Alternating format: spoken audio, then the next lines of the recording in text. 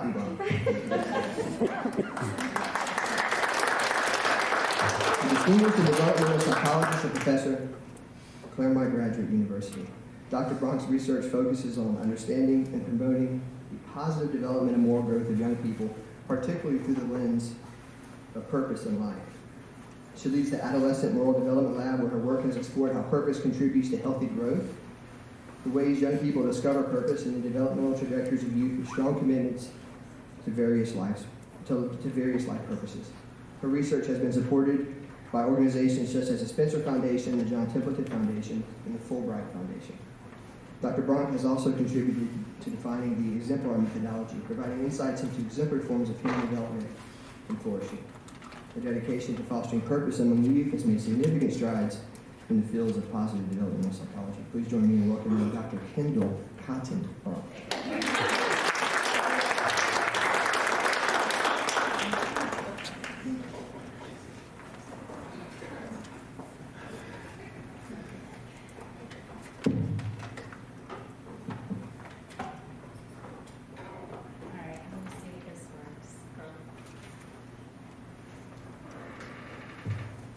Can you hear me through this microphone? Okay, good. Well, thank you for that very nice introduction. Maybe I shouldn't stand too close to this one. Can we turn this off?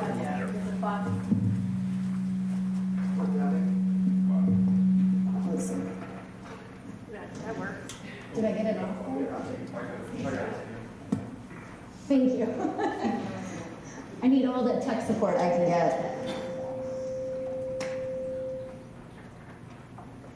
Does that work? Yes. All right. And you can hear me okay through here? Awesome. All right. Well, thank you for that very nice introduction. When I was born, my name was Kendall Lee Cotton. And I remember when I started this work, that was my name, and someone said, "Oh, that sounds like a nice Southern writer." And I said, "Yeah, now I'm getting married, and my name will be Kendall Cotton Bronk." And they said, "You sound like a law firm." So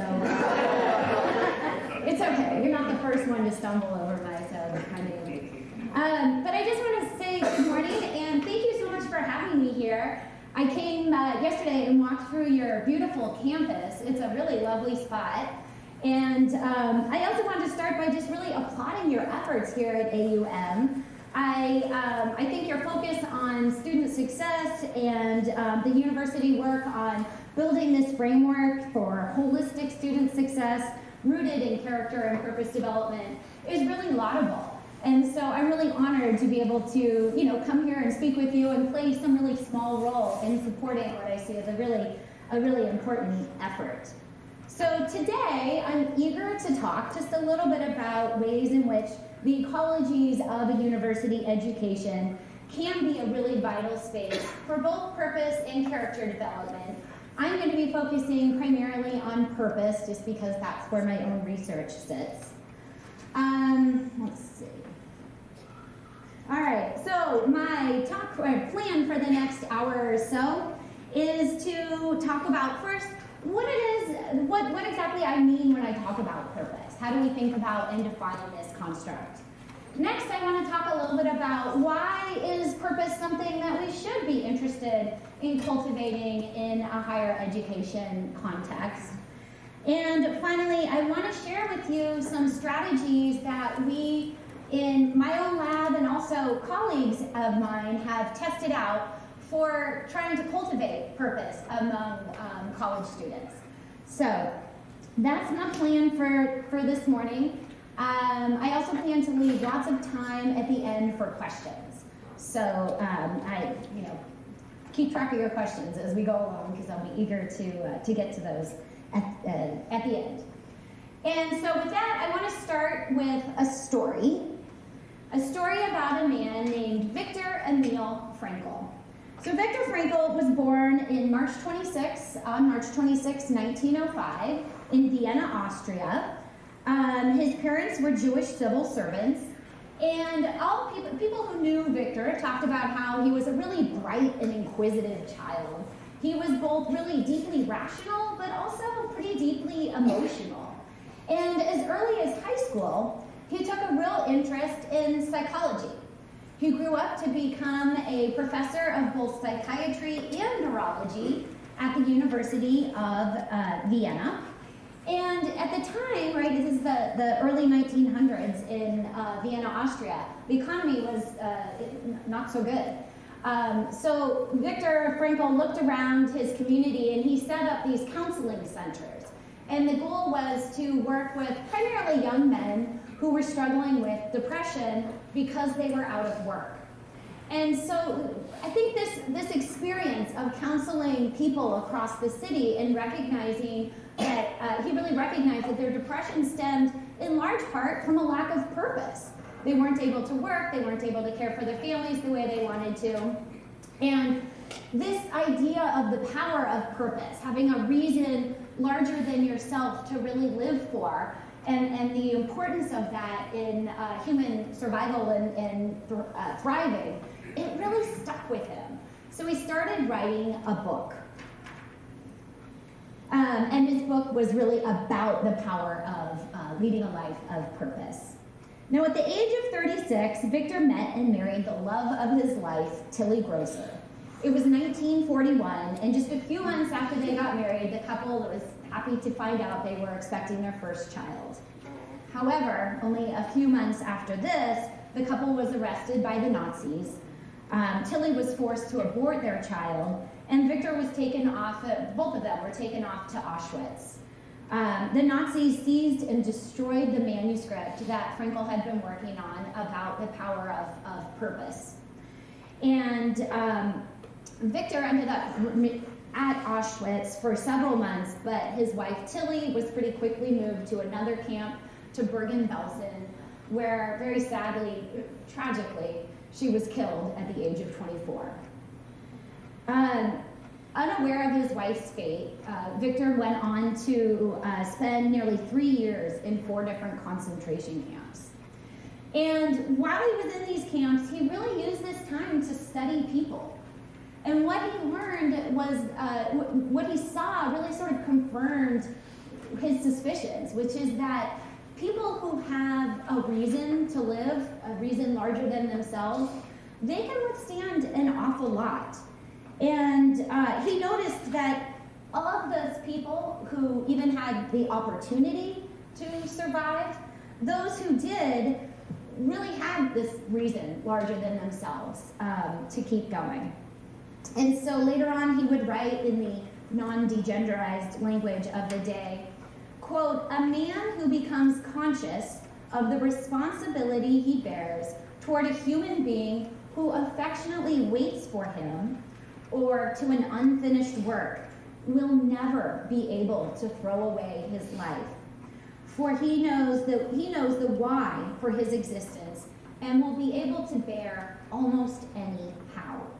End quote.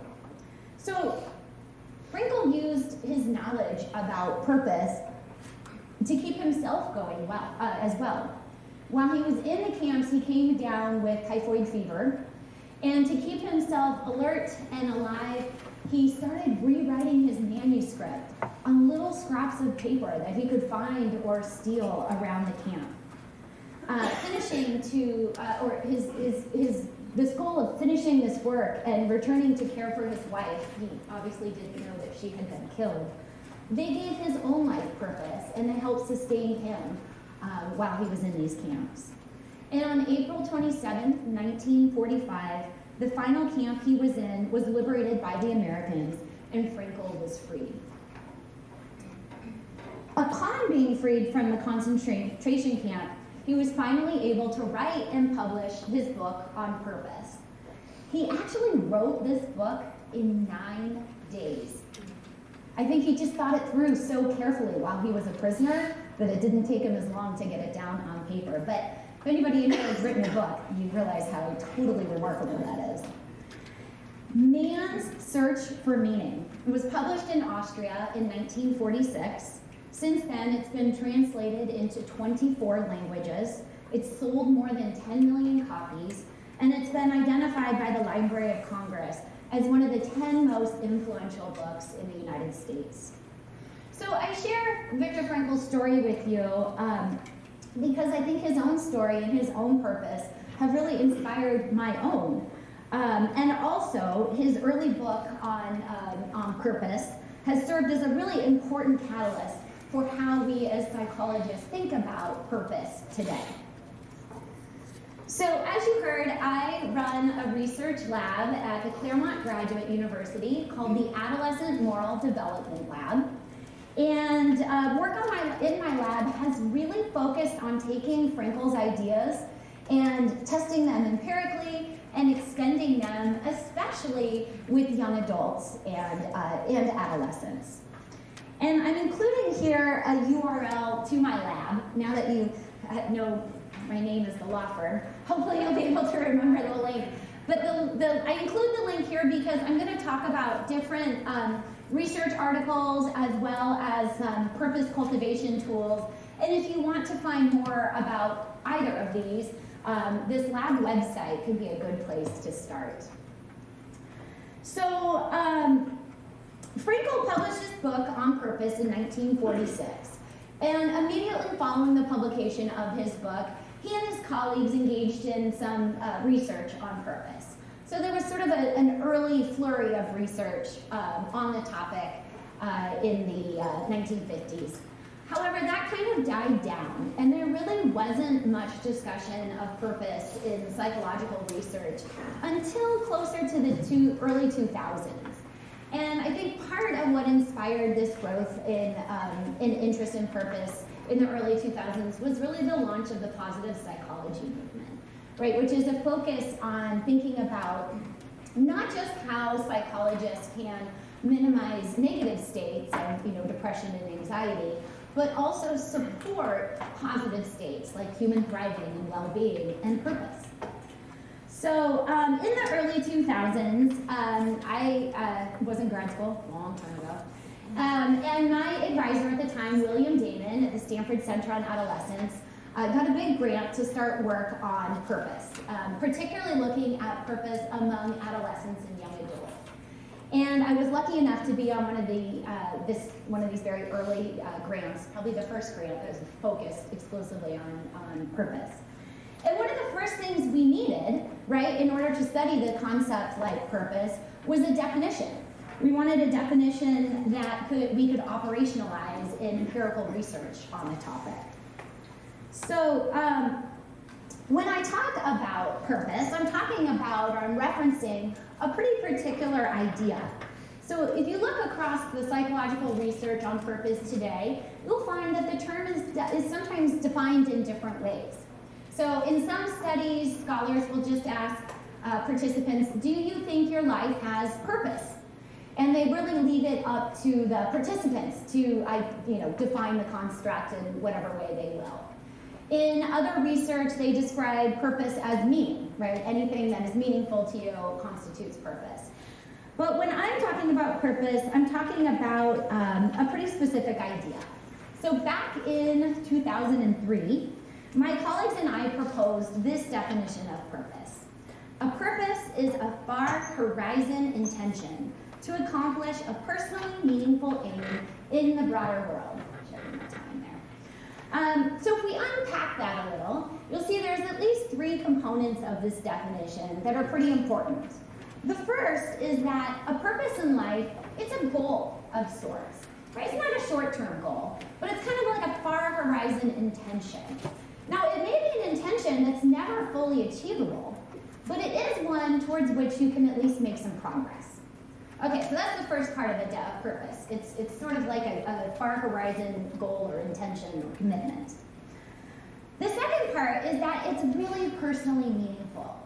It matters to the person quite a bit. So much so, in fact, that it motivates them to dedicate their time, their energy, and their personal resources in making progress towards this aim. So what that means is that a purpose in life, it's not just something we think about, not just something we contemplate or dream about, it's something that motivates us to act. And I think that's an important distinction to draw. Okay, so the third part of this definition has sort of this beyond the self component.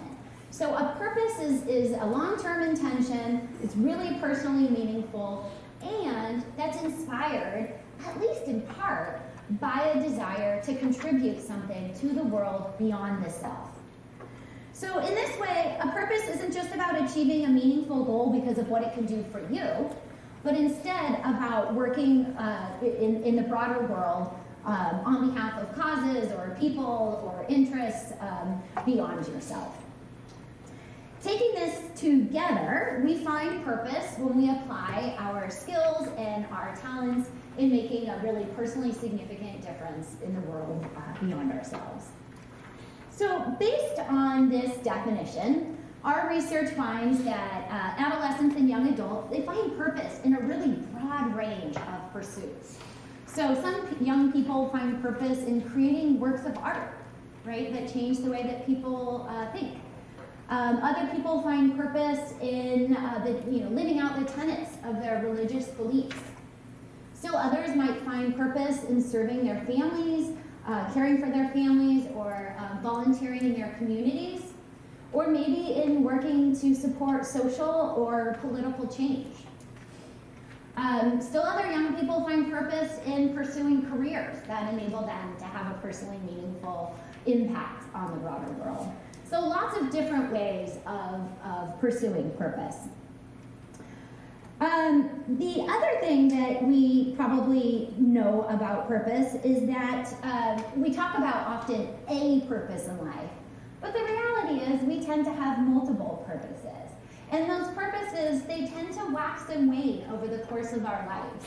So we might find a lot of purpose in raising children, right? Raising children who will become good, productive members of society. But when those children grow up and leave home, we might choose to reinvest that time and energy in a career-related purpose. And upon retirement, when our work recedes, we may reinvest in maybe a community-oriented purpose. So the idea is that we don't just have one purpose, we tend to have multiple. And we are always, I think living a life of purpose is sort of this ongoing process. And these purposes, like I said, they are enduring, they last for years, but they don't always last forever. All right, so research on purpose, using this definition that I just shared, and other conceptions of the construct, it's really exploded in the past 25 years or so. I did a quick psych info search. Prior to the year 2000, there are 150 articles that you could find published on purpose. Post-2000, there's more than 10,000. It's a pretty big increase. So my colleagues and I, we conducted what's called a bibliometric study. Maybe you've done one of these before. Just real quickly, there's lots of different ways of conducting a bibliometric analysis, but we did a co-citation analysis. And what that, basically this is like a big data approach to identifying the relationship among publications, so journal articles, books, and book chapters. And it generates like a visual map of the foundations of a field of research. So in this case, we used it to develop a visual map of the foundations of the research in purpose. And this is what we found. Now, I'm sure you cannot read any of the writing, and that's okay. I couldn't really figure out how to remove the writing, but if you can, it's great. What I hope you can see is that there are kind of 4 different clusters in different colors, which, by the way, this bibliometric approach is really fun. If you're interested in trying it out, you can find it's surprisingly easy to do.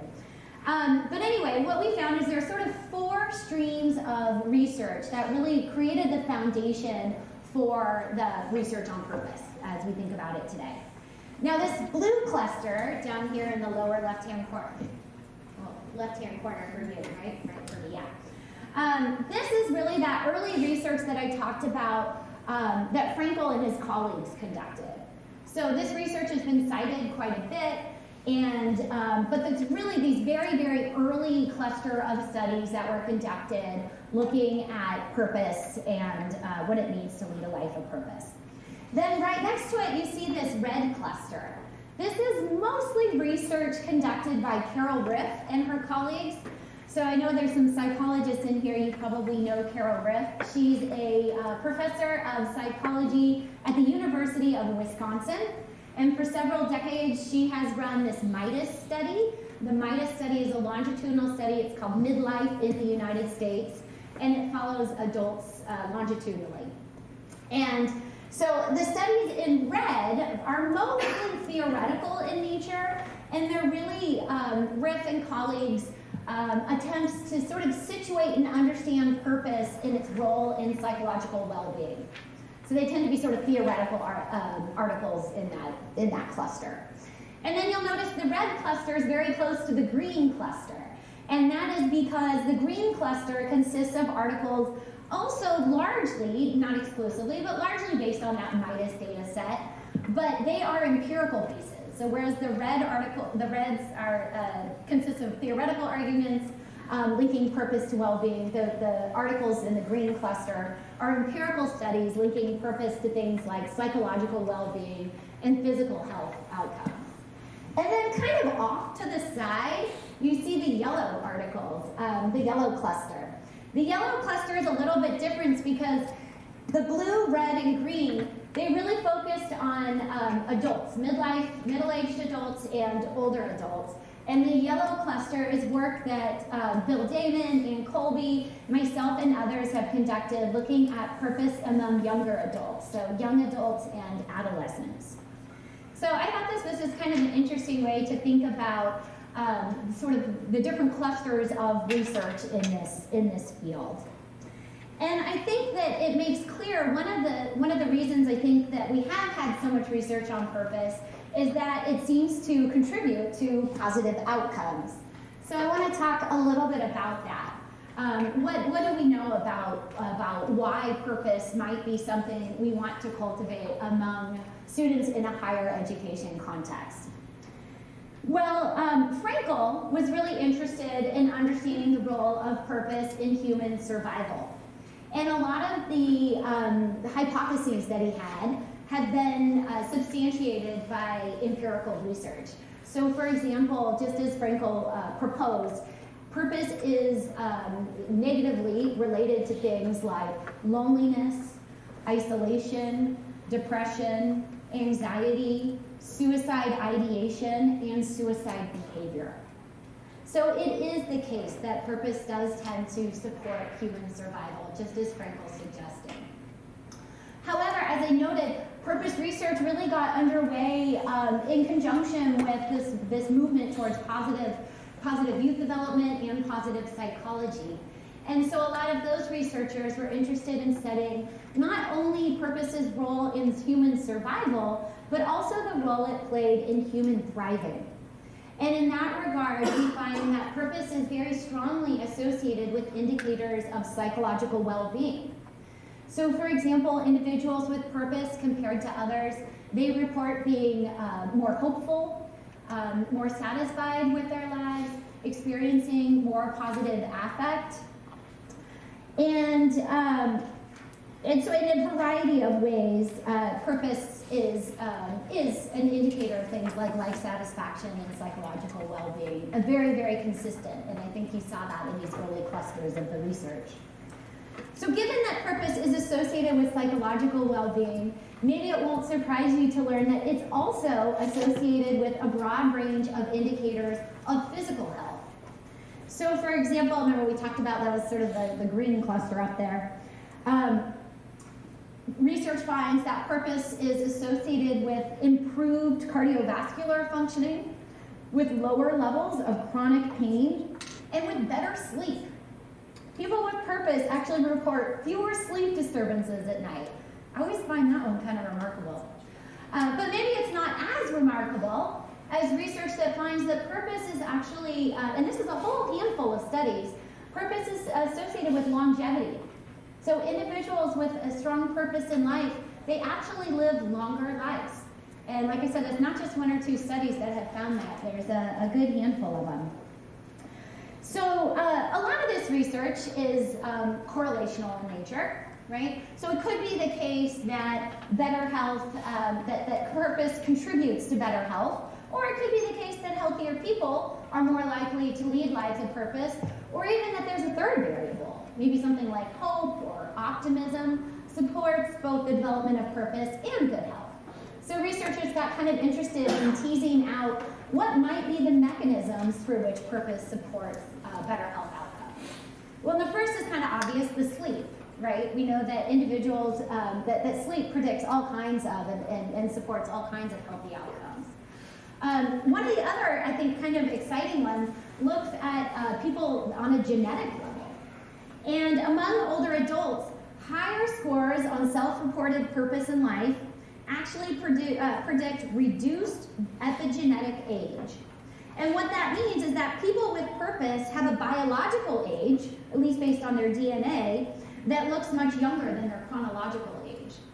So that's kind of powerful stuff. Leading a life of purpose can actually change you on a genetic level. One of the other mechanisms that have been proposed to explain how purpose might actually contribute to, and not just be correlated with, these physical health outcomes has to do with self-reported care. So it turns out that individuals with a purpose in life, they engage in a range of health-sustaining efforts. Things like they might see the doctor more regularly, eat more fruits and vegetables, get their exercise, do all of those kinds of things. So I think there are other studies as well, but I think there's a growing body of evidence that purpose isn't just correlated with, but actually contributes to a lot of these physical health outcomes, which I think is pretty exciting. So in addition to thinking about physical and psychological health, though, there's a growing body of research that suggests that purpose actually also can contribute to academic as well as professional success. And maybe that's even more relevant for our discussion here today. So studies find that young people with purpose, they report higher levels of grit, meaning they're better prepared to really stick with the hard stuff in life, which makes sense, right? They also report greater resilience, better able to kind of bounce back from the challenges that they encounter. Purpose is very consistently associated with things like self-efficacy, meaning they feel they can be successful, they have control over that. And individuals actually report that their work is more meaningful, if they can connect it to a larger purpose in life. So I think in this broad range of ways, whether we're thinking academic success, professional success, psychological well-being, or physical health, purpose is a good thing. And I haven't even mentioned the benefits to the broader society, but of course, when people are contributing to the world beyond themselves, they're often benefiting families, communities, societies in really important ways. So for all of these reasons and others, I think that supporting the development of student purpose is a really worthwhile aim. And so, like I said, that's part of the reason I was so excited to hear about the work you're doing here. So despite the many benefits of leading a life of purpose, the experience is actually fairly rare. So according to research that was conducted at that Stanford Center on Adolescence, only about 1 in 3 young adults in the college age years reports leading a life of purpose.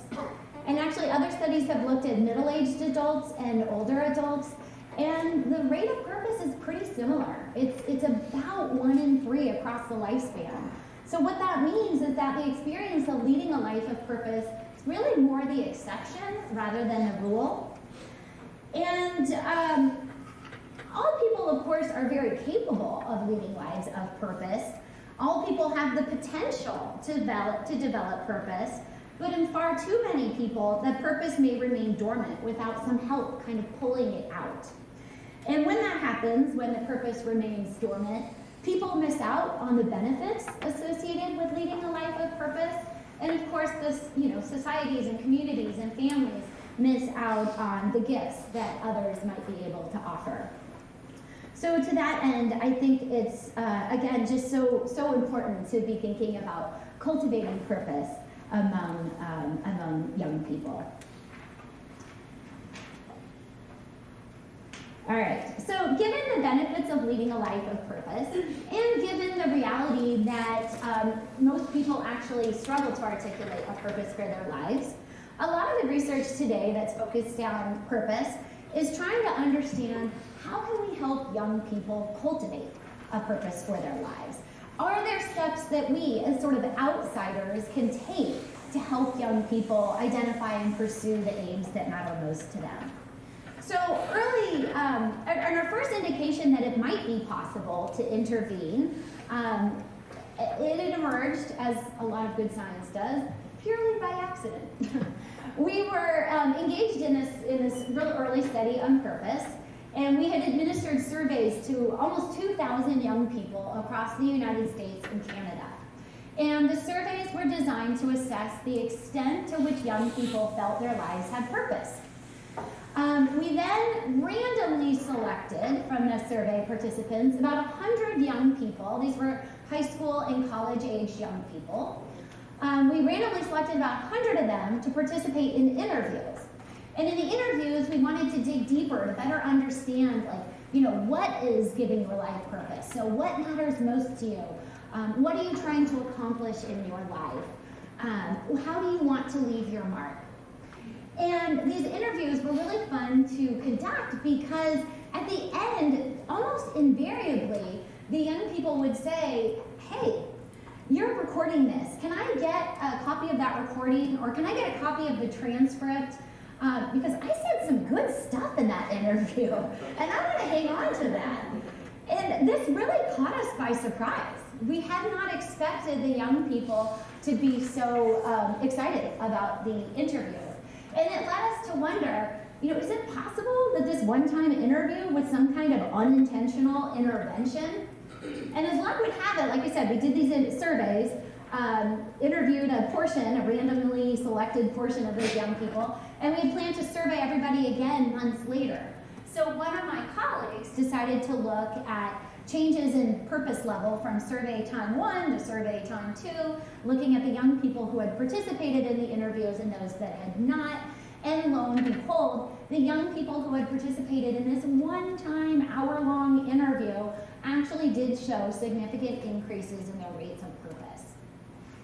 So, like I said, I think that it is very possible to help cultivate purpose. And the good news is that it's not as difficult, perhaps, as we might think about it, because I think we recognize that all people have this purpose, and all we're really needing to do is to help kind of pull it out, help them articulate it, help them sort of identify it, and find ways of pursuing it. So over the next 20 years or so, members of my lab and of other labs, we really focus on identifying what are some ways, since we can't necessarily run around and interview all young people, how else might we be able to help young people cultivate purpose in life? And I use that word cultivate pretty intentionally, which is why I have this picture of a plant here, because it turns out that purposes really are more developed rather than discovered. When we use a word like discovered, it suggests that the purpose is like out there somewhere, and the trick is to just pick up the right rock and find it under there. And that's not really the way that it works for most young people. Instead, what we're finding is that this process of cultivating a purpose, it is a process. And it requires people to try some different activities, to reflect on those activities, and then to go back out and try new activities, right? And it's through this process that we cultivate a sense of what it is that really matters to us, and that we figure out how we can act on those aims. So I loved learning that the metaphor for purpose and character work underway here at AUM was a tree with this really deep root system. I think that is very fitting, very appropriate. All right. So now we've talked about what a purpose is and why it's worthwhile to help cultivate purpose, and how many young people might really benefit from some help and support cultivating purpose. And this kind of brings us to the question of timing. When should we work on helping young people cultivate a purpose for their lives? Well, research has established that adolescence and young adulthood is a developmentally appropriate time to sort of launch this kind of work. This is the time that young people start to explore really intentionally and kind of more intensely issues of identity, right? So they're starting to ask themselves questions about who am I and who do I want to become? Those are really the identity-related questions. And at the same time, they're often asking themselves, what is it that I want to accomplish in my life? How am I going to leave my mark? And those are the purpose-related questions. And it turns out that purpose and identity are actually really inextricably intertwined processes. In fact, research has suggested that as young people make progress in figuring out who it is they want to become, they're also simultaneously making progress in figuring out what it is that they want to accomplish. So these two processes can really unfold in tandem. So, so research and, okay. So I think for these reasons, it does make sense to think about cultivating purpose in adolescence and young adulthood. And not only is college an appropriate time to start cultivating purpose, but it may also be a really appropriate context for this kind of work. Research on purpose tends to be framed by a relational developmental systems framework. So these relational developmental systems theories really emphasize the person and context close relationship. People cannot be sort of separated from their context. People are constantly shaping their context and being shaped by their context. And I think that's a pretty core idea for this framework. And so the idea is that what different contexts may be more or less likely to cultivate purpose, and maybe be more likely to cultivate particular purposes. So thinking about context, like a college setting, is important. There are ways that we can create cultures within these contexts that are more likely to support rather than maybe hinder the development of purpose. So I want to dive into some activities that we have tried out and tested that I think maybe some of which would be useful to you, or at least will inspire some ideas in you in thinking about sort of what you could do to cultivate purpose here at AUN. But two caveats. First is that the development of purpose, it is a process.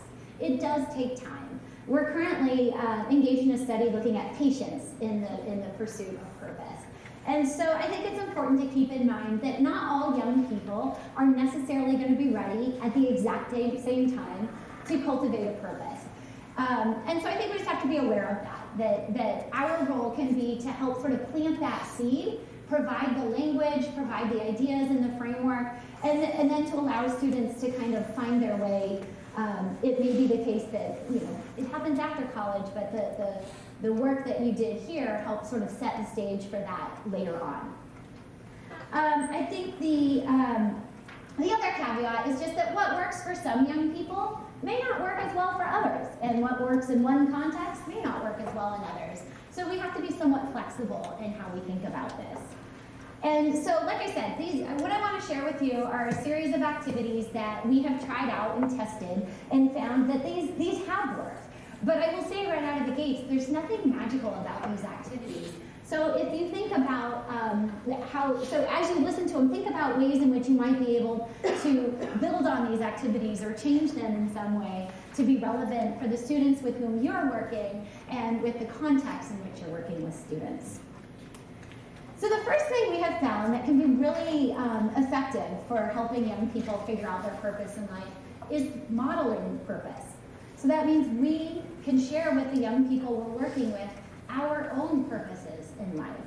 So I think a lot of us become educators or choose to work in an institution of higher education because we do find purpose in helping to shape minds and help support the positive development of young adults. And when we share that with young people, it not only tends to solidify those interpersonal bonds, but it can also help to cultivate purpose. So it turns out there's actually a really interesting study that sharing models of purpose that are maybe a little more distal to us, people like Gandhi or MLK Jr. or Mother Teresa, it's actually not as effective as sharing our own purpose. And the reason we think this is because those purposes are so lofty, they are so noble, that they can feel a little beyond the reach of most college students. But when we share the things that give our own lives purpose, we're sharing a model of purpose that's really attainable, really feasible, and is more likely to encourage young people to start to think about the purposes in their own lives. So I think that's one approach to kind of keep in mind. Another thing we have tried in our lab with some success is cultivating gratitude. This might seem kind of counterintuitive, but over the years I have interviewed hundreds of young people about their purpose in life, and I have heard again and again about ways in which experiences of gratitude have inspired young people to go on and live their own lives of purpose. So I just always remember interviewing this young woman. She was a college student in Indiana, and she said, I want to become a teacher, but I don't want to be one of those teachers that just clocks in and clocks out. I want to be one of those teachers that makes a real difference in her students' lives. And I said, well, that's interesting. Why? Right? Tell me more. And she said, well, when I was in high school, my parents went through this really nasty divorce. And I was sad, I was confused, I was depressed. And one teacher really stepped up. And she talked to me about it. She checked in with me about it. She listened to me. She gave me good advice. And I'm so grateful for all that that teacher did for me, that I want to be that kind of teacher to other students. So we hear this a lot. So cultivating gratitude can be actually a really effective way of encouraging people to think about how they want to give back. And that can often take the form of a purpose in life. And of course, cultivating gratitude is a good thing to do, a good activity on its own. Research finds that expressing gratitude, it lifts our mood. It feels good to give thanks. It increases social connections and social bonds, and that's of course always a good thing. It also tends to awaken in young adults this desire to give back, to help others. You see how good it feels when people help us, and we realize we want to turn around and do good things for others as well. So we actually conducted a study where we had sort of 3 different conditions. One group of young people in the control group, they engaged in these memory activities. Another group of young people engaged in these activities designed directly to cultivate purpose. So we talked a lot about purpose activities. Then this third condition just focused on cultivating gratitude. We didn't say anything about purpose. And so we had them in the gratitude condition. We had them do things like, write down 3 good things that happened to you each day for 2 weeks, right? And one of the other things, we had them write a gratitude letter. A little bit like a thank you letter, but you actually pick somebody, not who's given you a gift, but who's sort of given you the gift of time or investment in you. And in this letter, we're very specific. You have to acknowledge how you have benefited and how the other person has incurred some kind of cost, whether it's their time or their energy or whatever it is. Helping you has cost them something, and you need to acknowledge that in this letter. But anyway, the idea is that in this gratitude condition, we assessed purpose before or after, never even said anything about purpose at all, and we found that both the gratitude and the purpose condition actually led to higher rates of purpose. But the gratitude condition was actually slightly more productive, right? It cultivated purpose even slightly better than the purpose condition. And we think that's because it's easier. It's easier to get young people to reflect on the blessings in their lives and on the people who have blessed them than it can be to think about these kind of existential questions of, what are you here for and what do you want to accomplish in your life?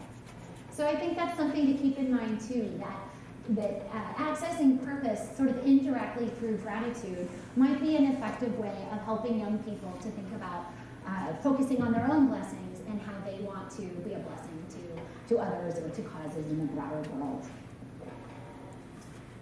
All right, another activity that we have tried include encouraging young people to reach out to their friends and family. So in this case, what we did was we had high school and college-age young people send emails to 5 adults who know them really well. So these adults, they can include people like extended family members, maybe mentors, maybe employers, coaches. The idea is they just have to be adults who really know them well. And in the email, the young people would ask these adults, in 5 minutes or less, can you answer these 3 questions about me?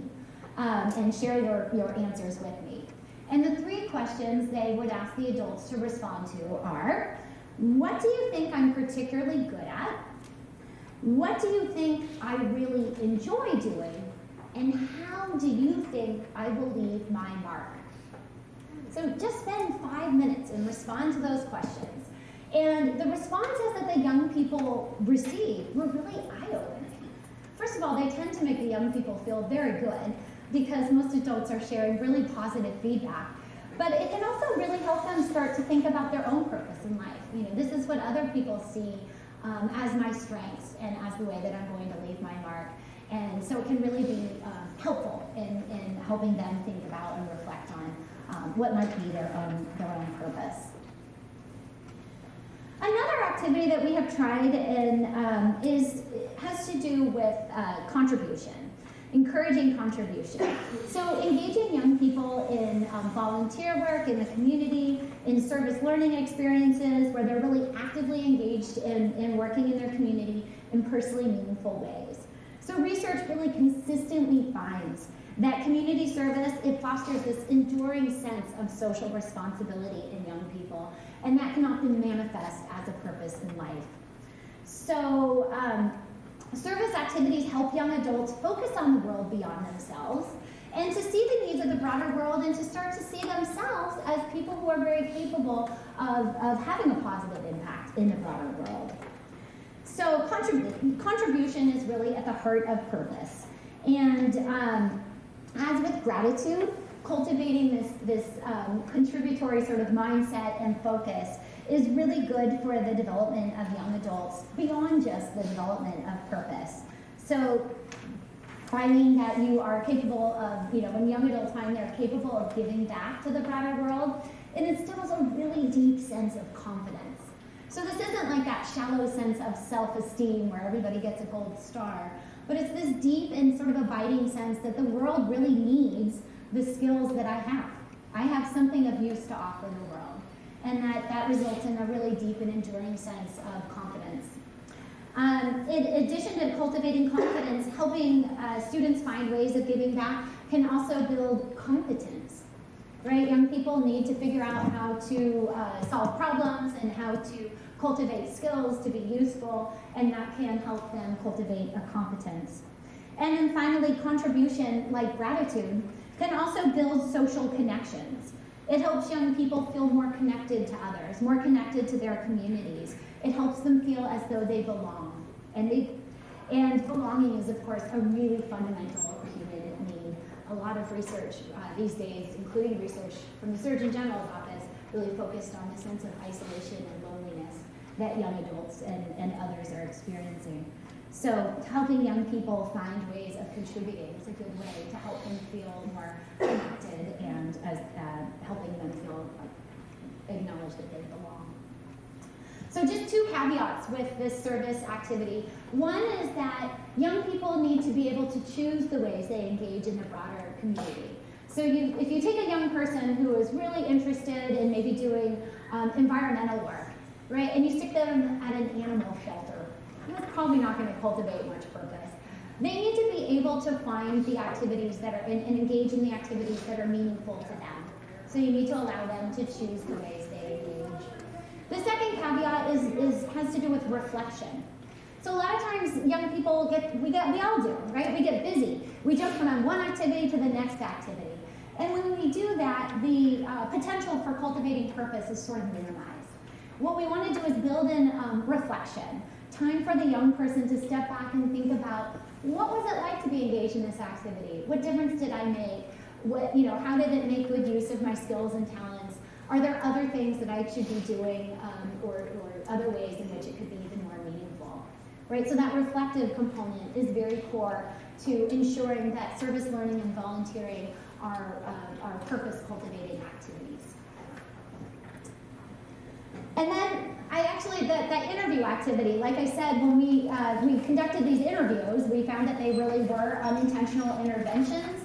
So my colleagues took that interview and they turned it into sort of a standalone kind of activity that young adults can engage in with a partner. They added to it a mind mapping activity, and they posted this activity online. So I will share the link with that to you at the end of this presentation, in case maybe you want to encourage students to interview one another. And I think what happens in these interviews is that you're carving out time and you're carving out space for young people to reflect on the things that matter most to them. They don't always get that. And then you're asking questions in a really unbiased way. You know, you're probing them to think deeper. Tell me more. Why is that important to you? And that process of of asking questions, we always ask why. You know, tell me why. Why does this matter? Say more. And that sort of scaffolded, reflective activity does seem to help them figure out what it is that matters most to them. All right, so I've shared with you about 5 different activities, and maybe you're thinking, you know, I don't know if this would really work in the context in which I work with young people, or, you know the young people you work with better than I do. Maybe some of these activities wouldn't work as well with them.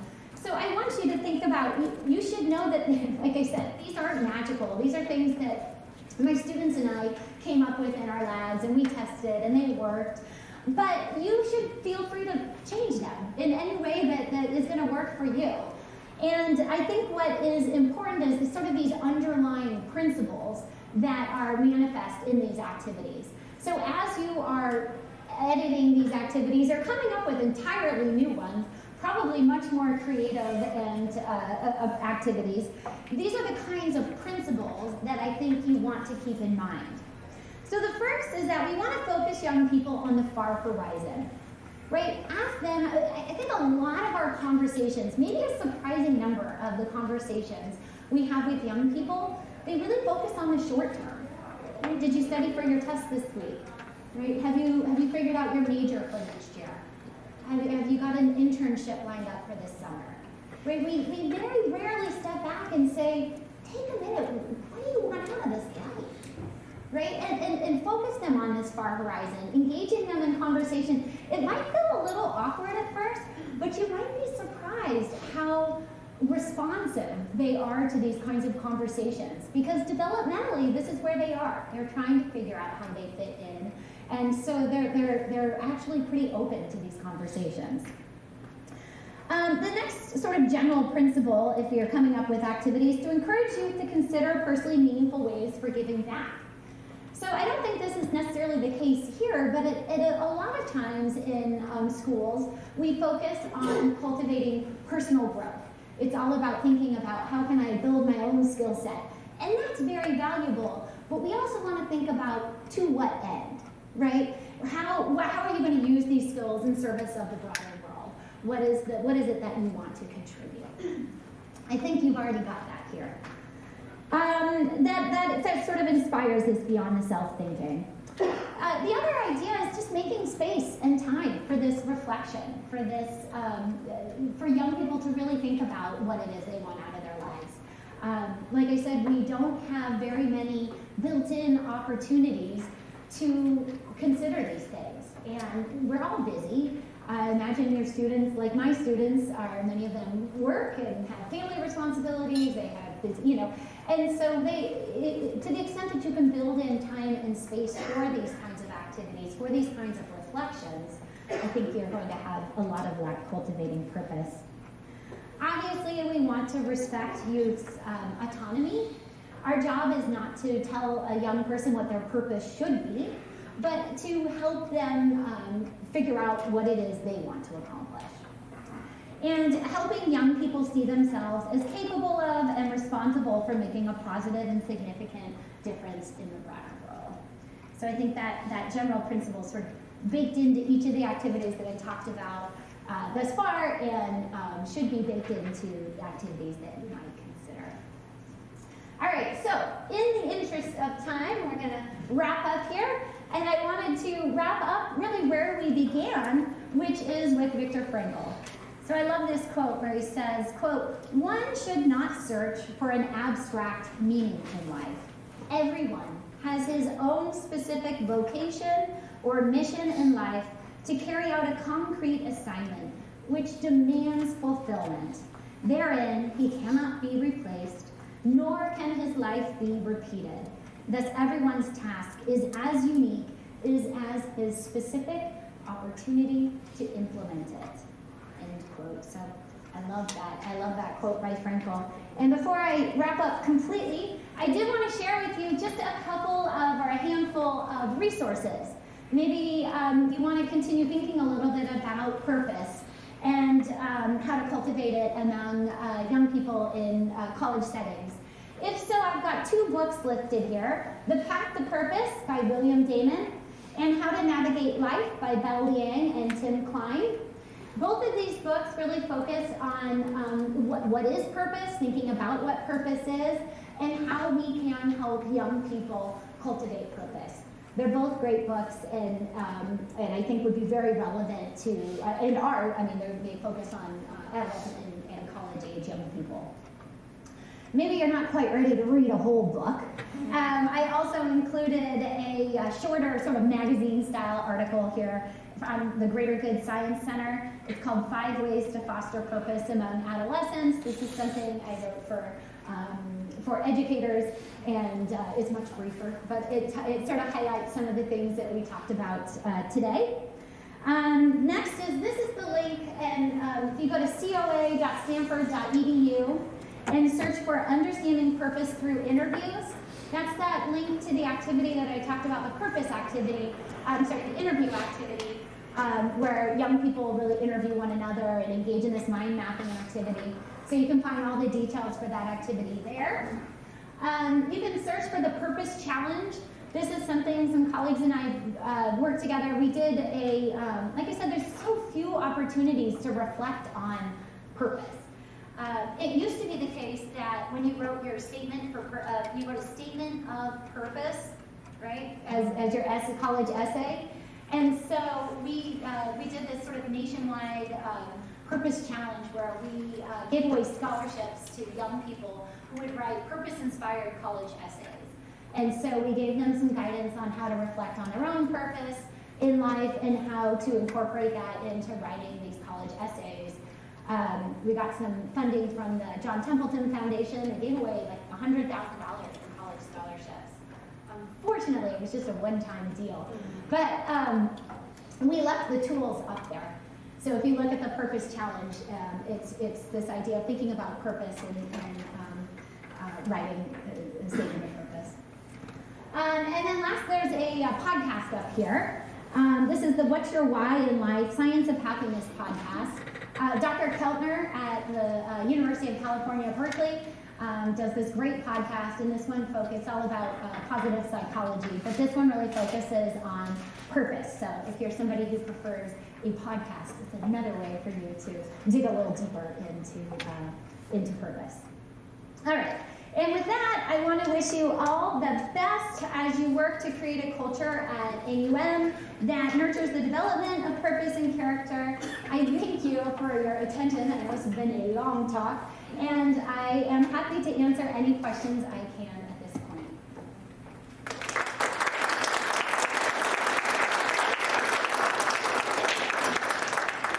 Because we are taping, we'd love to have you ask your question through the microphone. So, who has a question for her? Thank you. Oh, I thought you were stretching. Okay.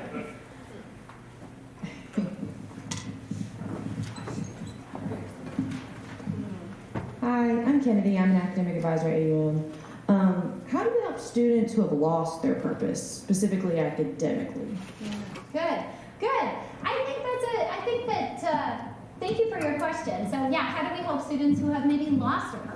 They thought they had one, and now all of a sudden they realize they don't. You know, we see this too sometimes with college athletes.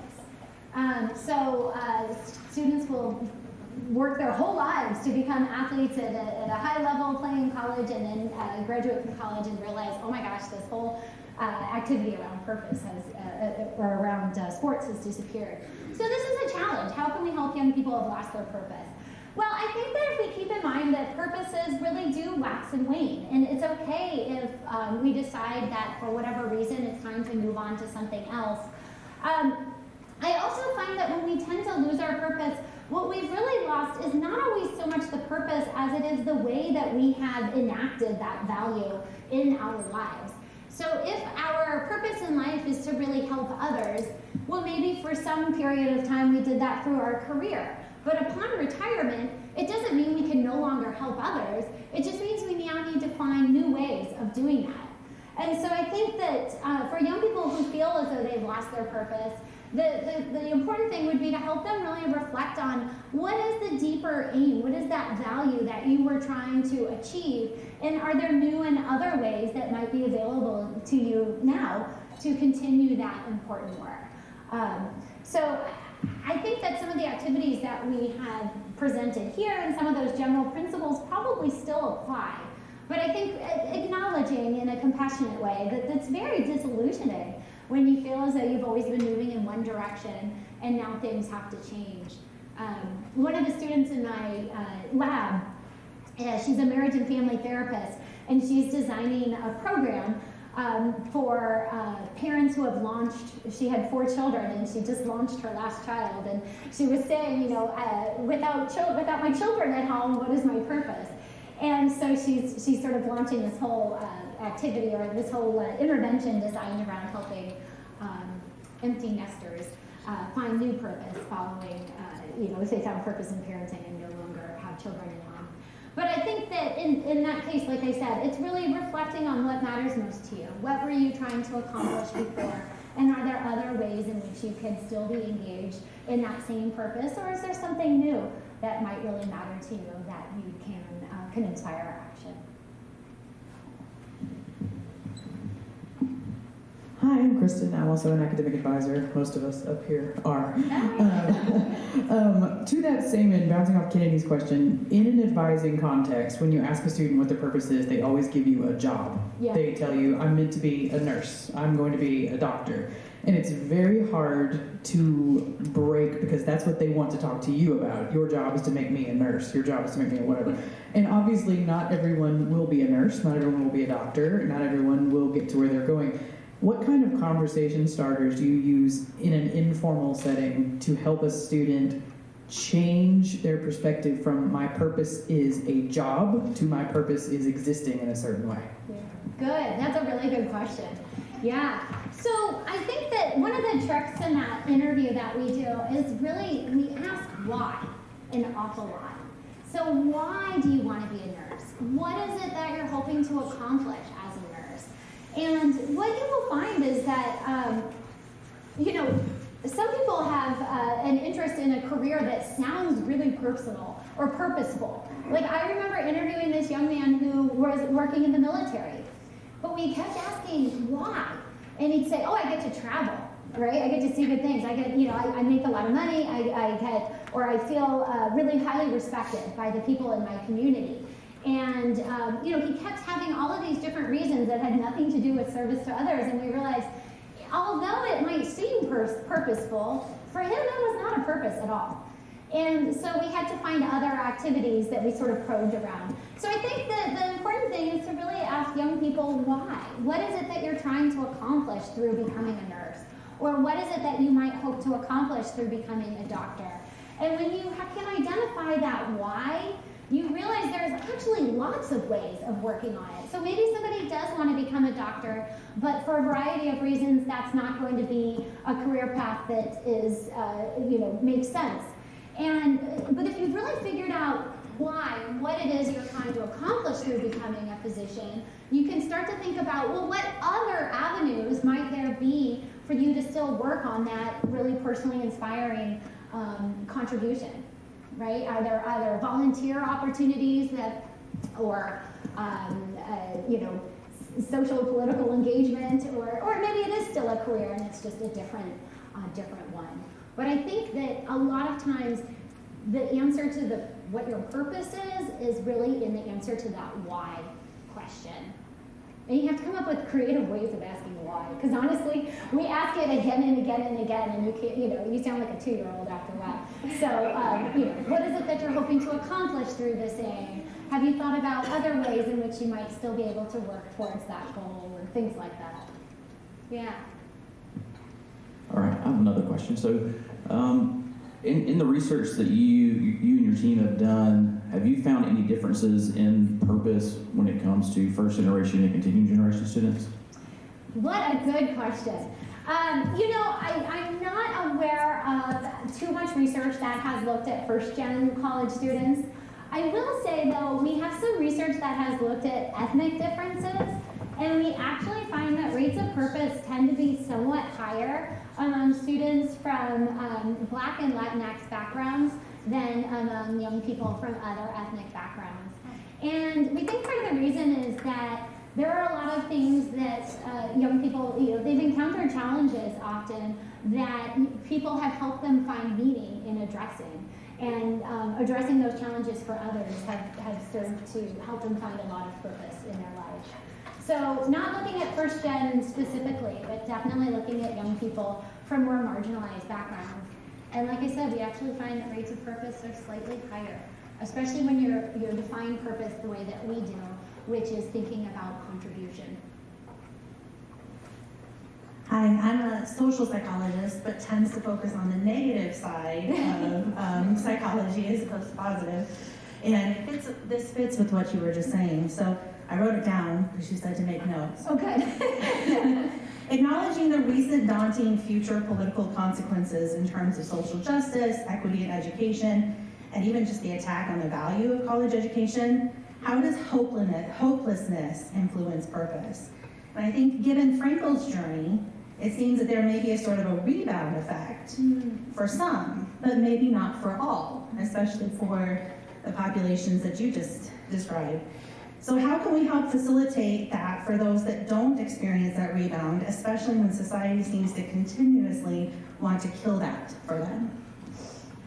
Okay, you do focus on the negative. No, but I think you're right. I mean, the truth is, these are tough times. Yeah. And I will say, we have looked at hope more than hopelessness. And it is the case that hope is absolutely essential to the development of purpose. And when we think about hope, we define it as sort of the will to move towards a goal and the idea that you know where it is you're moving. So I think that I think it's important to acknowledge the challenges in being hopeful in a time like today, like we're living in today. I think there are reasons to not always feel hopeful, and so we need to acknowledge that. But I feel like young people in particular are poised to want to find hope, and they recognize they want to figure out how they fit in. And so I think that focusing on some of the challenges, and again on how we can find meaning in beginning to address some of those challenges, might actually give us hope, right? But yes, things are not great, and we need to think about what role we can play in improving them. That doesn't mean you have to solve all the world's problems, not at all, but maybe finding a personally meaningful way that you can get a little handle on this, that you can begin to make some difference in your own sphere of influence.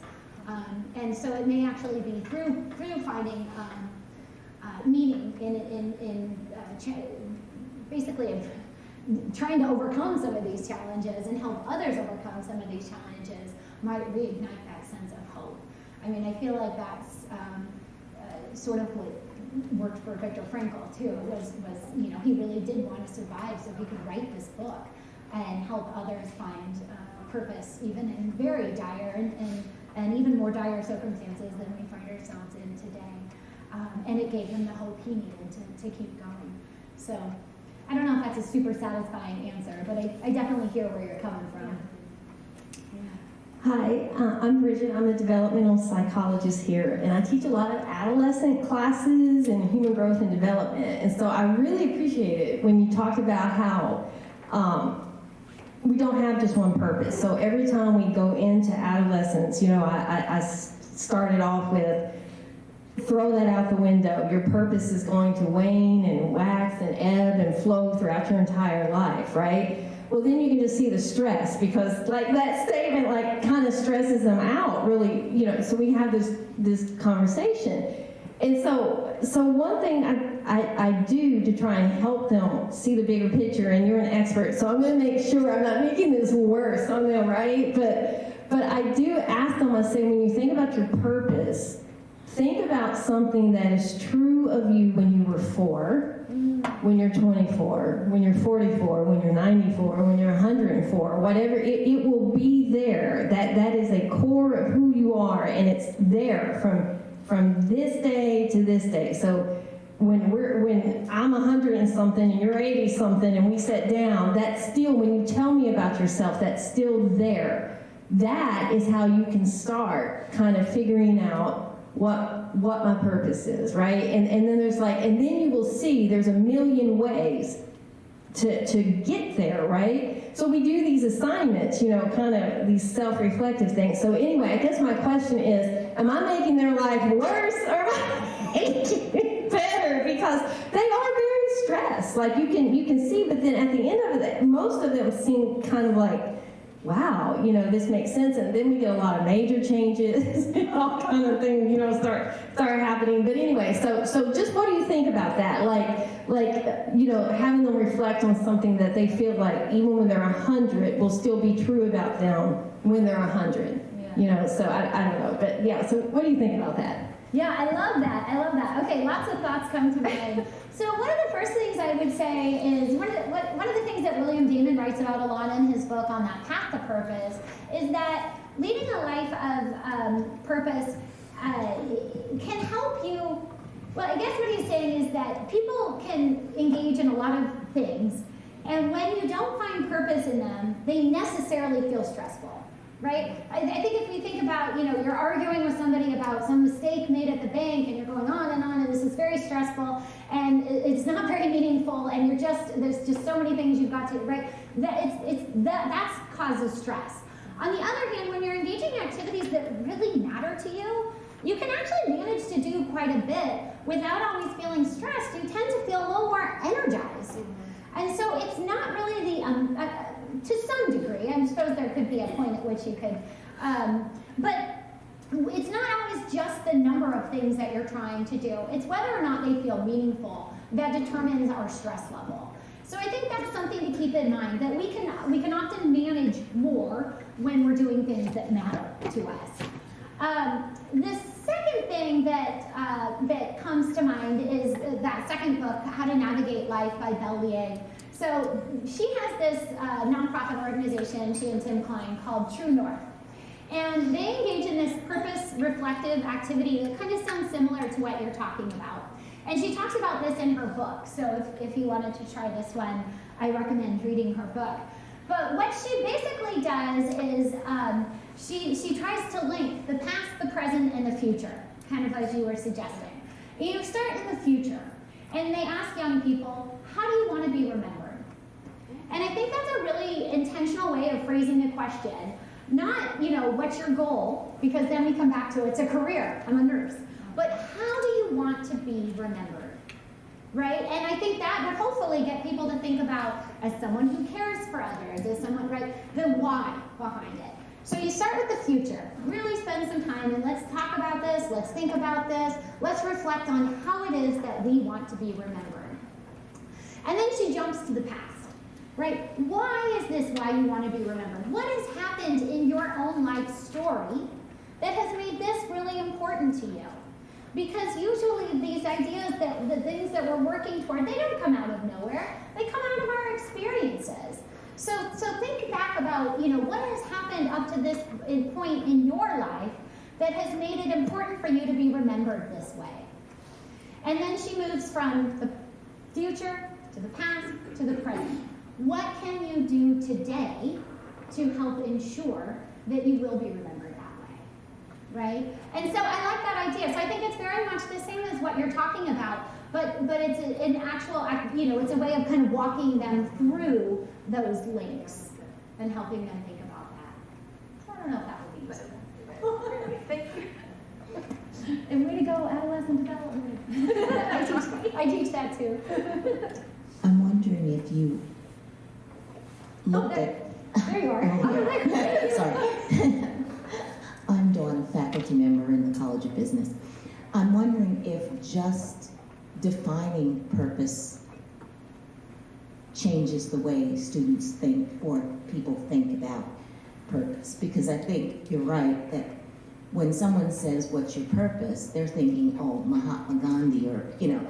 And so as a variable in your research, did you just look at defining purpose for them and then seeing what impact that it had on them creating a purpose? No, that's a good idea. We actually haven't stopped at that. We have thought about, we've used, thinking about the definition of purpose, but we've always coupled it with other activities. But I don't see why that wouldn't help. I mean, you're already giving them language. In defining it, you might be giving them some examples. And we have had them, we did do this study where we had people model purpose. And as a part of that, they talk about what purpose is, but not just what it is in the abstract, but what it is in my life, what it looks like in my life. And there was, like I said, one of my colleagues, I probably shouldn't even say it here, he's at the University of Alabama. Everybody said, don't bring that up. But anyway, I'm just kidding. But he is. But I think Heyman Han, I think he came here. Didn't he? Yeah, he's worked here. I thought so. And so he looked at the role of exemplars of purpose, right? And this is where he tested exemplars like Mahatma Gandhi and others. And like I said, they actually weren't as effective at cultivating purpose. And you can see why, right? Like that seems so intimidating. You want me to go be the next, Mother Teresa or MLK? Like, come on. But our purposes tend to be much more accessible. So I don't know, that'd be interesting. You'll have to try it and let me know. If just defining it is enough to affect any level of change. I'm Shannon Howard, and I'm a professor in the English department, and I teach a lot of online classes. One of the things that this grant and other grants has done is given me time to think about prompts I might ask my students about how I could get to know them on a deeper level. So in the online environment, instead of simply saying, get to know, tell us something about you, we might ask some of the questions you brought up here. What gives you purpose? When you were 4 years old, what was it that excited you? What's happening is a lot of those conversations are being outsourced to a robot. I think the most heartbreaking part is not the C word, the cheat. It's not about morals. What breaks my heart is that willingness to think about yourself and reflect is getting outsourced. And I don't think people realize at this point what the ramifications will be for them later in life if they haven't actually had to articulate these things. I understand that it's much easier to articulate things in a one-on-one space, but let's say in an online class you don't have that kind of frequent opportunity. So you're often asking them to write about it, and what you're finding is you're not getting to know the person. You're reading something that is very artificial, and it's part of a larger problem, I guess. I mean, for example, I know we're always showered with articles that say if you don't know what to get for your brother for this Christmas, use AI, So it's not just the students, we're all in this. And I guess I wanted to ask how AI has figured into your research in terms of students being able to articulate their purpose by themselves. What a good question, yeah. Well, I was going to say that the study that we did where we had this group looking at, control group working on memory activities, another group working on purpose activities, and another group working on gratitude activities, we did that all online. And so we had them, instead of modeling purpose, we actually found this clip, a 3-minute clip on YouTube where Jimmy Fallon, right, late night talk show host, talks about how his own purpose in life. He actually really hurt his finger, almost lost a finger.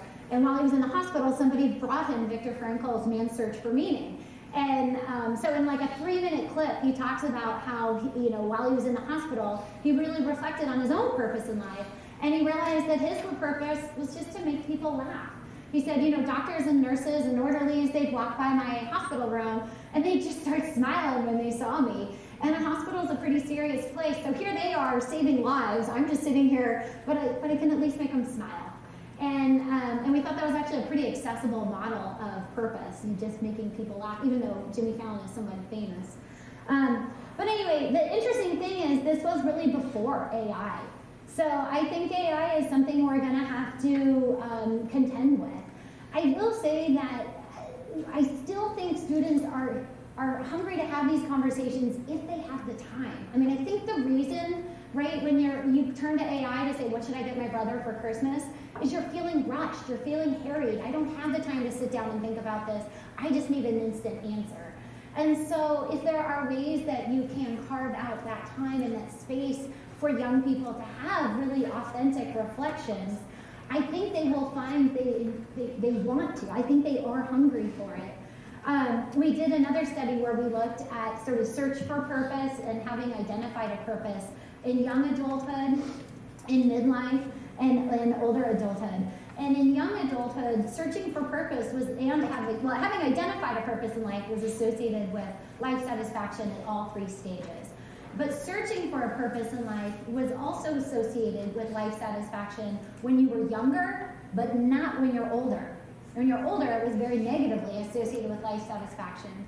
And I think that makes sense because we kind of expect young people to be figuring this out. The societal script is that you should be figuring this out. So if you're working on it and you feel like you're engaged in that process, it's okay. But if you're, 50 and still trying to figure out your purpose in life, well, the societal script is you should have this figured out by now. And so I think that's kind of to the point that you're talking about, which is like, now's the time. If you're not going to consider the things that matter most to you now, you're going to have a tougher time doing it later. Doesn't mean it can't happen later. It's obviously a lifelong process, and it goes on and on. But it is more developmentally appropriate and even socially or societally sort of appropriate to be reflecting on these things in young adulthood. So I'm not sure that that's a perfect answer to your question. The truth is we haven't looked at that much at AI and how young people might be sort of outsourcing search for purpose to I'll just put it on AI and have them tell me. I think that's a really good question. But I also think that your efforts are really important, and I hope that you'll continue to ask the question and see if there are ways, maybe even during the online class, that you can engage them in conversations with peers and breakout groups and ways that might minimize reliance on AI. AI is a tool, maybe it can be helpful in some regards, but I do worry it could obscure a more authentic search. Good question. Hi, my name is Lee Farrow. I'm a history professor. I've been here 25 years. And so I teach the freshmen who usually don't want to be in my class, right? First of all, I want to say if you have to use AI to decide what to buy a family member, you should probably just make a donation to a nonprofit in their name, right? I mean, that's so. But so everyone I think who's in this room is here voluntarily. So all of us are on the same page, and we all, people who have participated in CRCV events and other things, right? We're all looking for ways to, help students find the same passion and focus that we have, and we want to see them engage in justice and all these sorts of things. What if they don't want to do those things? So, and I don't want to be, be really negative, but especially at 18, 19, 20. Students can be very, self-centered people. I mean, my teenagers were. And when you talk to them about their career goals, and I'm sure that the counselors over there can, confirm this, right? When they're talking about that job instead of a purpose, they're often thinking about money. They're thinking about employment. This is where maybe that first gen, second gen question comes in as well. A lot of our students are very practical minded about what their focus should be. They want to get out as quickly as possible. They don't seem to appreciate, many of them, I won't say all of them, but many of them don't seem to appreciate education as a privilege and as an opportunity to grow and an opportunity to explore.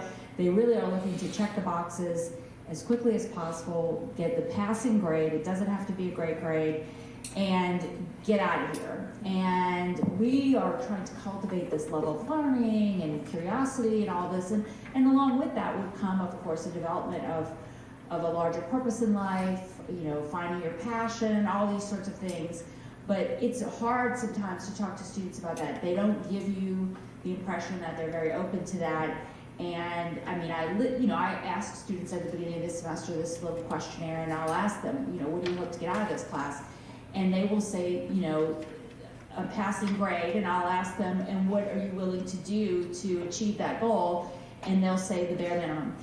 So when you're talking, and I that's fine. I want them to be honest, but when we're talking about that, I think one of the things that I always worry about is that we're preaching to the choir. How do we take all of this enthusiasm and optimism that we have about this and get it to the students in a way that they will receive it?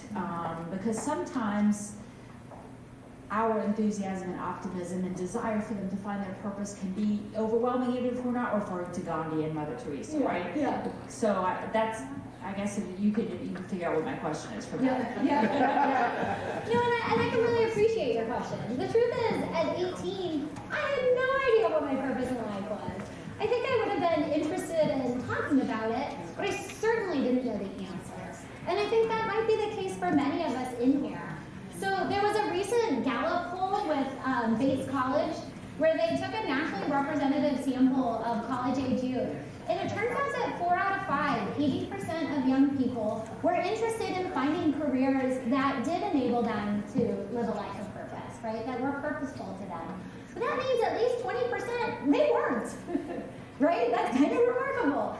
And I think this is where we have to remember the development of purpose. It is a developmental process.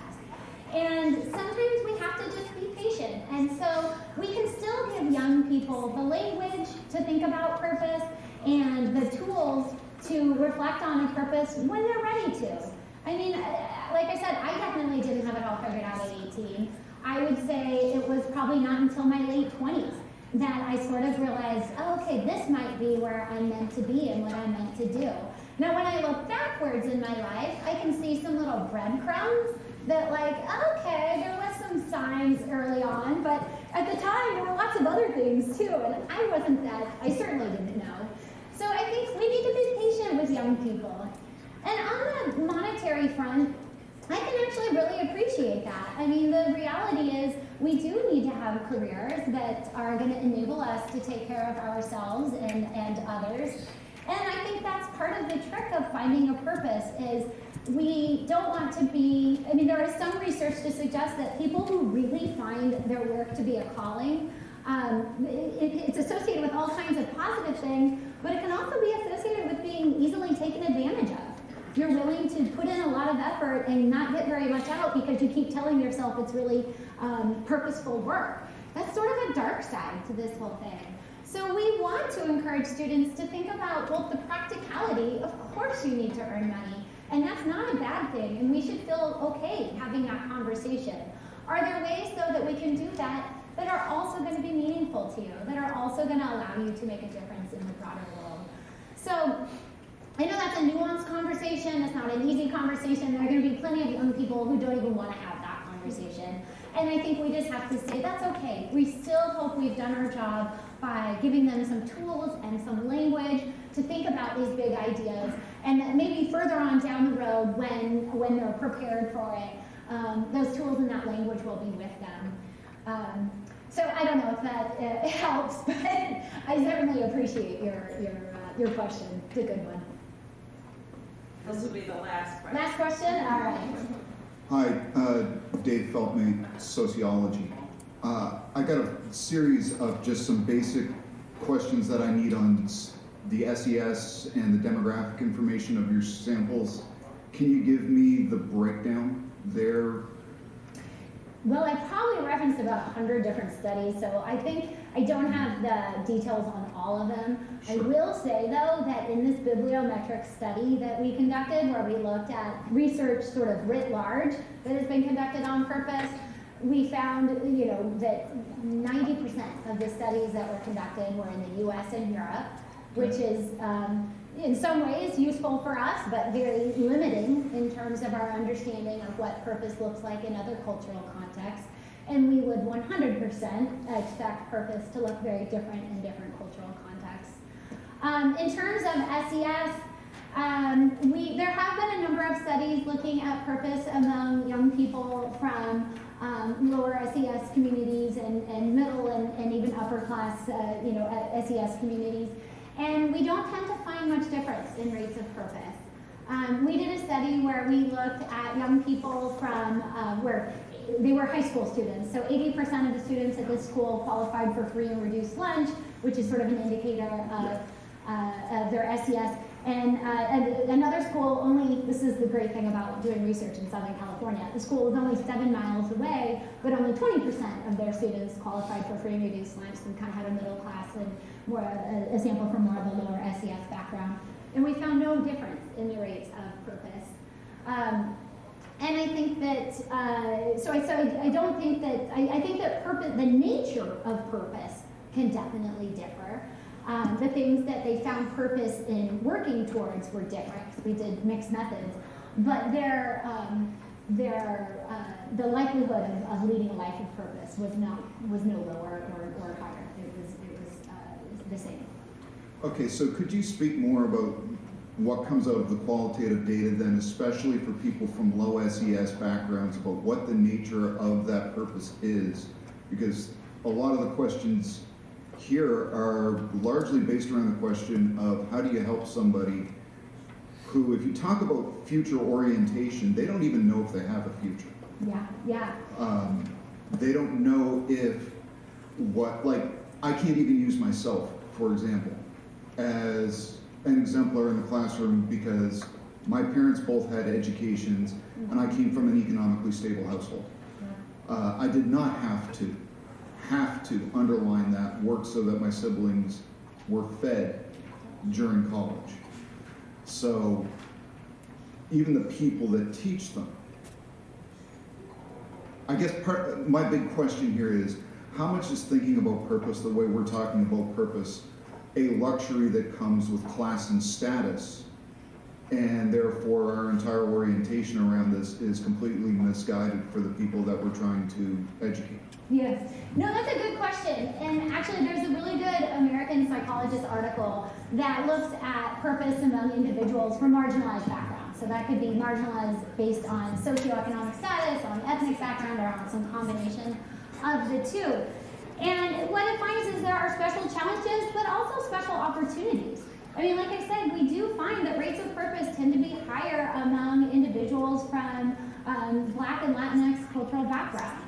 And I think that one of the reasons is that they tend to encounter more challenges. And certainly in this sample of young people from lower socioeconomic status, they encountered more challenges that inspired a desire to find meaning and to improve circumstances.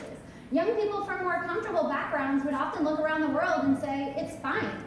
What does it need from me? Like, I'm just gonna go do my thing, right? There's nothing I really need to change. Whereas young people from these more challenging backgrounds were more likely to look around and say, this is not okay, and I wanna be the one to make it better for other people who either look like me or come from circumstances similar to myself. And like I said, we saw this even in the concentration camps. So I think that purpose is very much necessary. I think it's really a natural, fundamental human need. We need to feel useful. We need to feel as though we are making a difference in the world around us. And I don't think that need varies based on our socioeconomic background. Thank you so much for all the good questions and for reminding us that in all the conversations we have, there are opportunities to help mentor them in these ways. If you'll make sure you signed our sign-up sheets, I'll make sure you get, if she'll give us the slides that have those great resources. We want to take about 10 minutes for a break, bathroom, have more food. When you come back, we're going to talk a little more about the work the grant team has done this semester and what we're doing going forward. And then at 11:30, we'll have Taco Mama. And I believe Dr. Bronk will be with us through lunch, so you might get a chance to ask for any questions you haven't already. So thank you, 10 minutes, and I'll see you back here.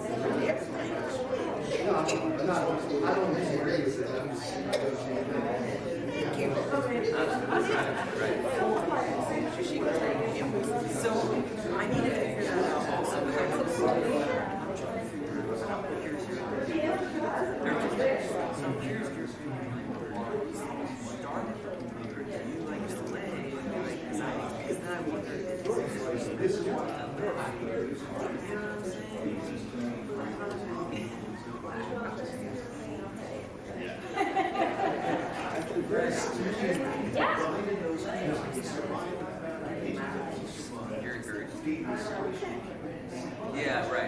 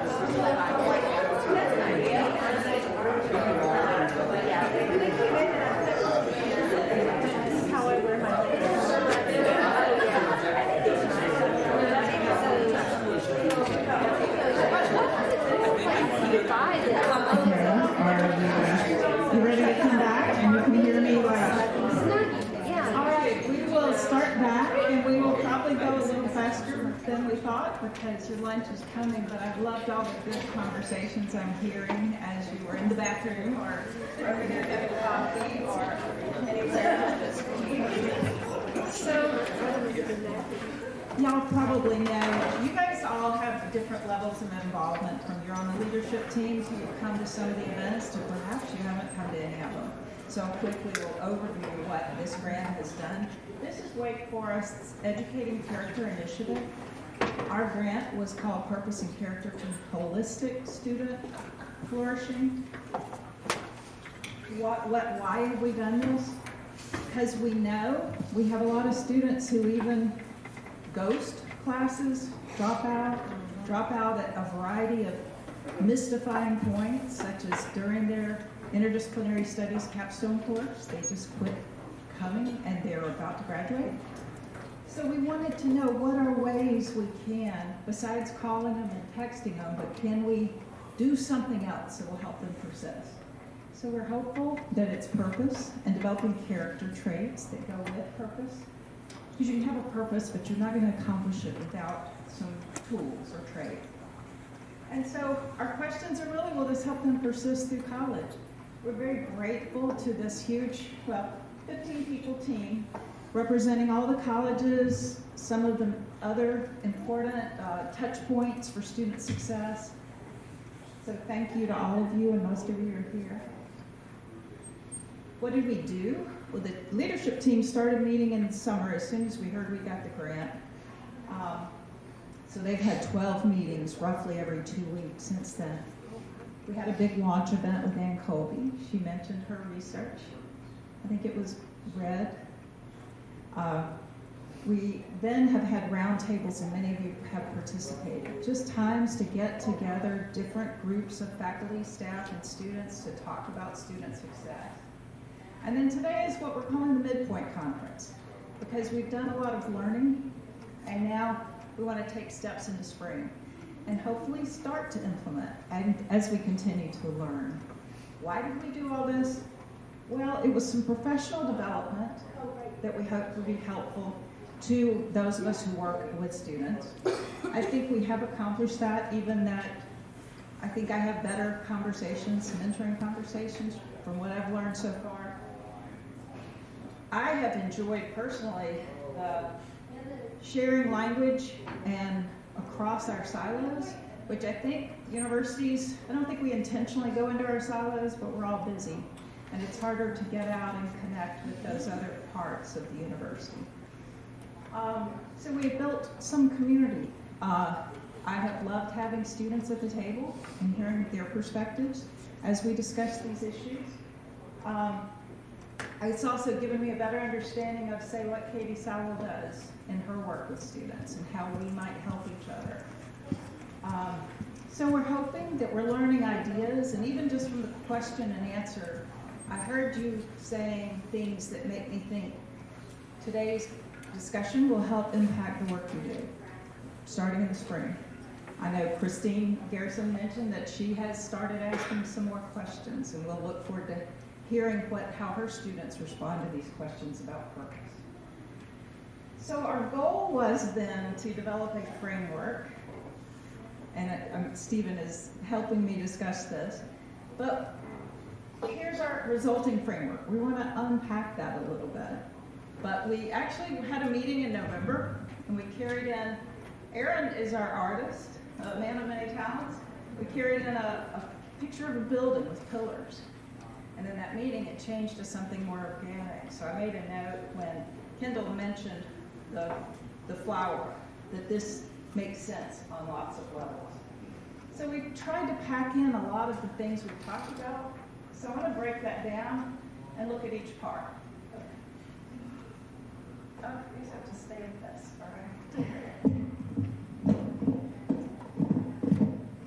So the first thing that came out of the earliest conversations were things about what is it our students need.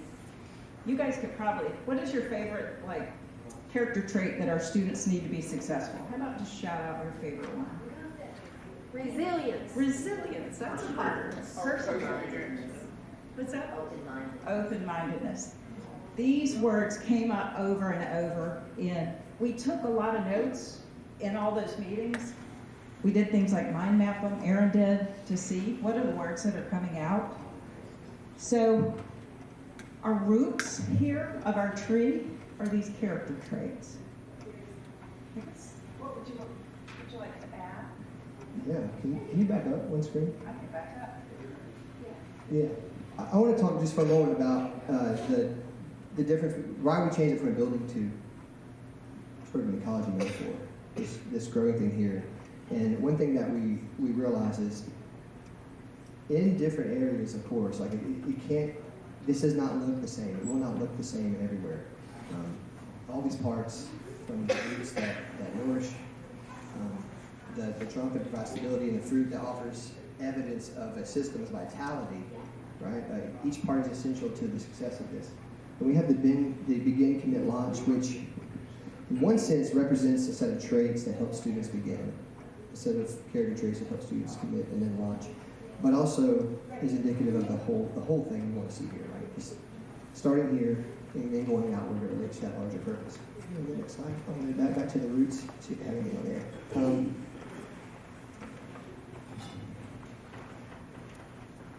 I think that when we, and I appreciate that you took off the begin, commit, launch on the specific view of the roots, because some of these traits are going to be needed no matter where you are in your journey, right? And then some of them we're not necessarily trying to cultivate. We're not trying to cultivate resilience. I said that in my opening remark, right? Let's make life hard for you so that you can learn how to deal with it, right? But to help recognize, to help, especially through the stage, and I don't know if this is the part where we're talking about acting or reading or thinking, but looking at these traits and helping students learn to even identify the language that goes with these traits, so that when you think about the roots as something that nourishes, so that they have a reference point in which to think about the situations that they're in, and then call to mind the steps, the resolve, the things that they need to overcome, in a sense, if that makes sense. So just to show you back our whole tree. Let's focus on this part. And those of you on the leadership team don't answer, but what is this silver crown of this tree? AUM's core values?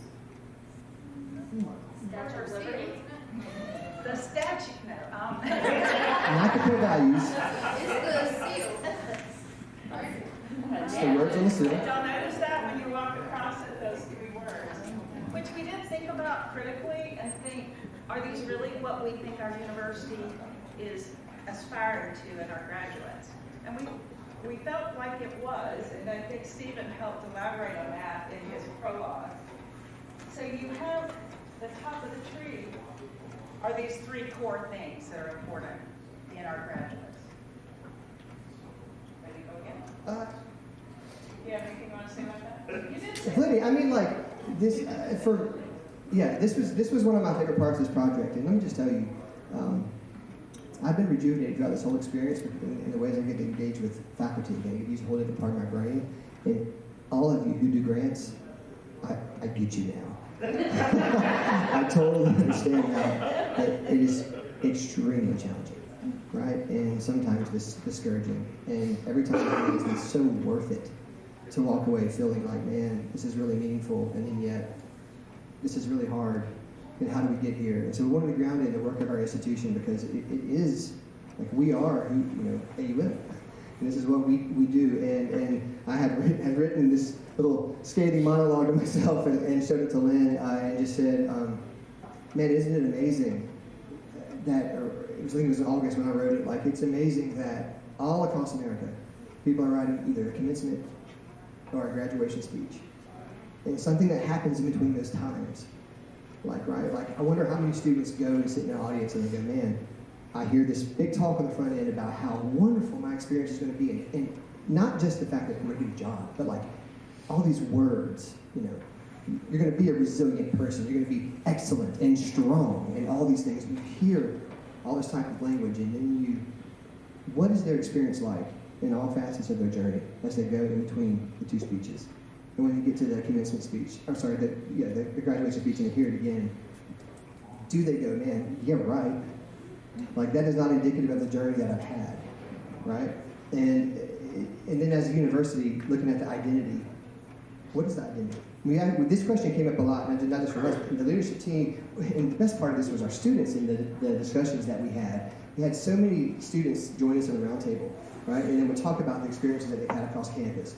We'd talk about, I wish some of you could have heard, because they mentioned you by name, being in your class and learning from you and being so inspired from you in ways that had nothing to do with the content you were teaching, but had everything to do with the results that you wanted to get, right? That were saying things that described you teaching them something more about themselves and about how to be in life, right? And so we talked a lot about university identity, rooted here in the SIL, and then tried to unpack what does it mean to be wise, excellence, and service, and to do service. And that's the beyond the self. It's naturally in our SIL, right? That outward push, and especially as it relates to the way we were defining purpose for the grant. Input. So this may go back to Dr. Bronk's talk. What did she say was intertwined with purpose? It made me wonder if we should include it in our tree trunk. Do y'all remember? What is identity, which is very closely related to development. But what we got linked here that came out of our conversations earlier was you have to have resilience. You have to have character traits to achieve purposes. You have to have confidence, humility, all these things at the appropriate places. So I may tell Aaron, maybe we put identity in there too. What I loved about Dr. Bronk's talk is it's thinking about purpose very specifically in our students.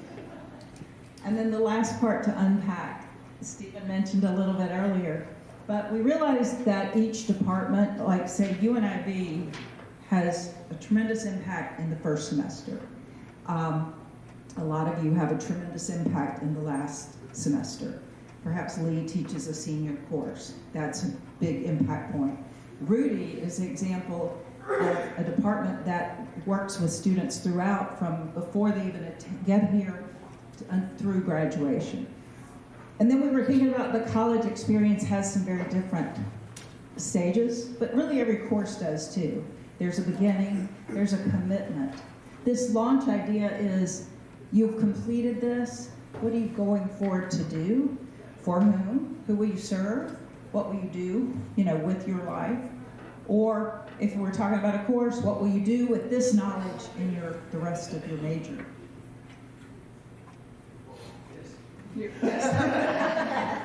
I'm also thinking about lunch. I'm kind of a logistics person.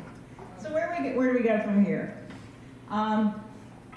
This is where we are now. We're having the midpoint conference. This spring we're planning some more we're going to say webinars, but it really may be something that's taped. But we want to keep learning from people like Dr. Bronk, who can give us some very concrete strategies. And then we also want to bring people together to talk about how we're going to implement this in our classes, because we want to continue to build that shared understanding and that sense of community. We will also, and I hope you'll join us in trying things in our classes. Piloting little bits of things, seeing how they go, assessing, and continuing. So, we're open to any questions or thoughts, but I know you have fewer questions when lunch is on the horizon. I hope that you'll be watching for these opportunities to learn more in the spring. I invite you, one other thing I took away from Dr. Bronk's talk that I think most of us, especially me, are guilty of is staying so busy that you don't stop and reflect. But I would love it if you would stop and reflect a little bit on what her talk, how you could use that. And then the agenda has a QR code, which is part of the assessment of the grant. We seek feedback on everything we do. The back of the agenda also has some discussion questions. We invite you to, Lexi, do you know, do we have lunch yet? I'm about to go home because they haven't called me. Okay, So we will have lunch shortly, and that you might sit and talk with some colleagues during lunch about what it is that you might do to apply this. I got you, Kay. I want to mention one thing real quick. I do see some people here, you people. I see some amazing people here who have not been to some of the roundtable discussions. What I would love to encourage you to think about coming to the roundtable discussions is kind of selfish for me. And it's that you're not going to learn something brilliant from me. That's not the buy-in. Is everyone, especially the faculty who are involved, the ones who are here, that's the ones who are always going to come, because this is what you do. And for me, it's really helpful to bring your approach, your disciplinary approach to this concept. That's one reason, again, for the ecological metaphor, right? We're looking for even language, and from all disciplines, even to approach this with respect to multiple viewpoints and to have dialogue about how we do this. This is not easy, right? And it's not easy at all. I mean, a lot of the questions I heard in the question and answer session with Dr. Bronk were enough for me and Dr. Feltman to argue for the next year, right? But it was a lot where we're asking questions related to purpose. Why aren't students? Why can't students? And these types of things. And yet there's a character components there that not like virtue theory is going to solve, right? But not only virtue theory is going to solve, right? There's a lot of different perspectives that need to go into that conversation. But it is one we need to be having more and more often, because it's not an initiative of our program that solves it. It's hard work, long work. Like I think Dr. Farah asked the question, like there are things that really matter to us in the world at this stage in our lives. How can we make that so relevant to a person who is 18 and might be selfish and not care? You don't just do that by telling them it matters, right? And y'all know this.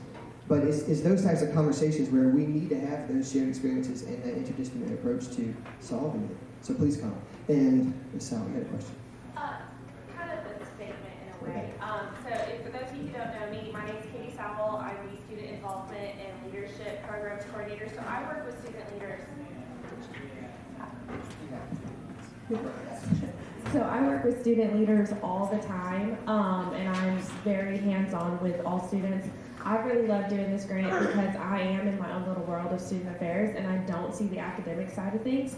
So it's been great getting to know professors, other staff members better. One thing I do want to say is every student that has come to a roundtable or any of the events that we've done, they love the experience. They think it's so cool to get to sit down with a professor and just have these like philosophical and practical conversations. Like, they're amazed that they can do it. I'm not saying that it's because of professors, but students have it in their mind that you guys aren't accessible. And same with staff most of the time too.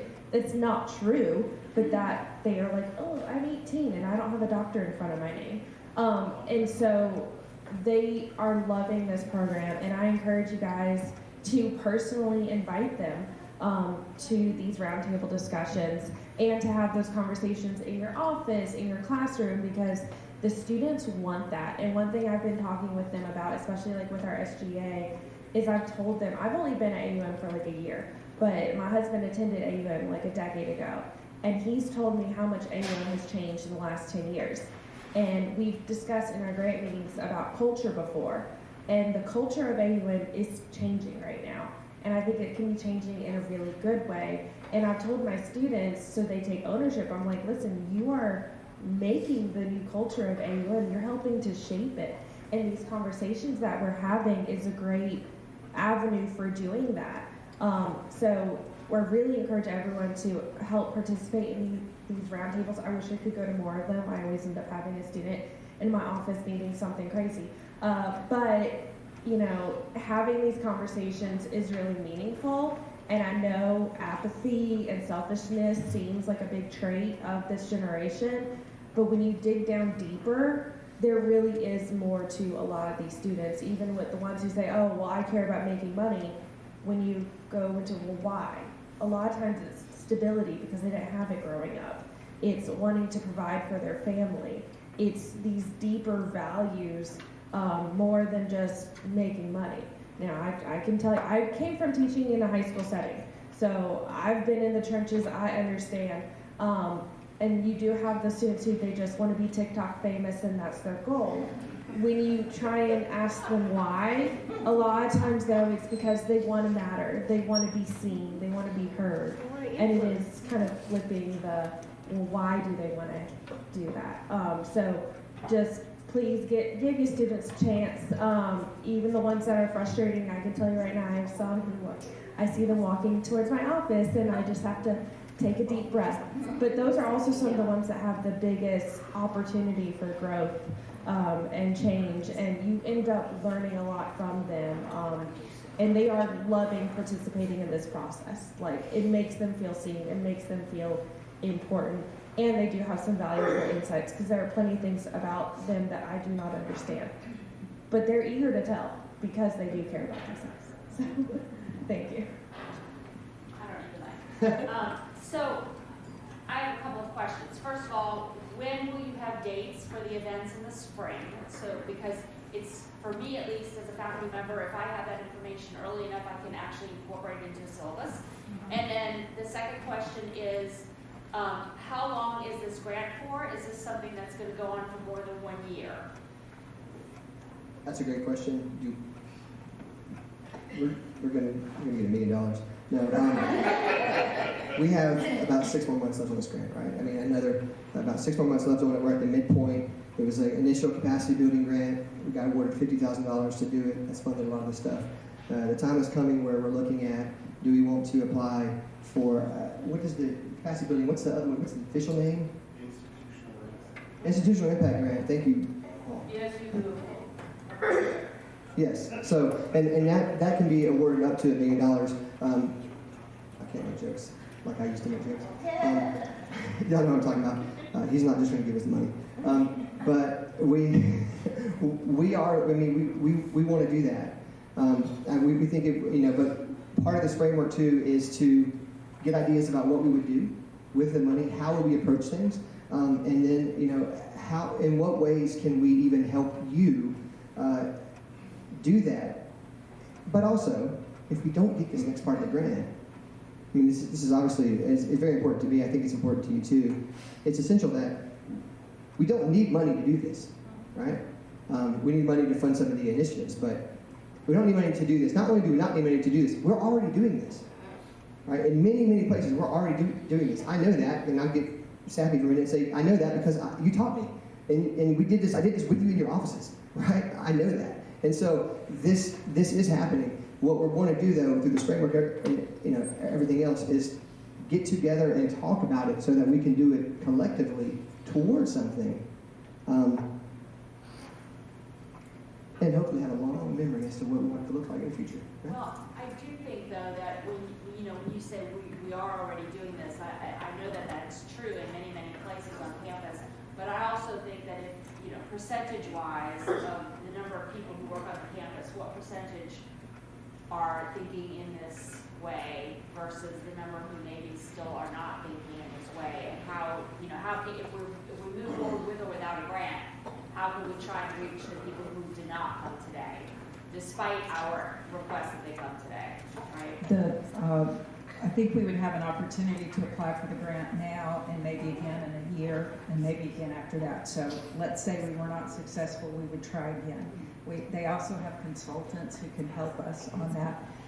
We do have the spring dates and we can share them with you. Our plan is kind of to do them as a flipped process where we videotape perhaps an interview with speakers that we share with you, and then we come together for the conversation because that's such a rich part of this.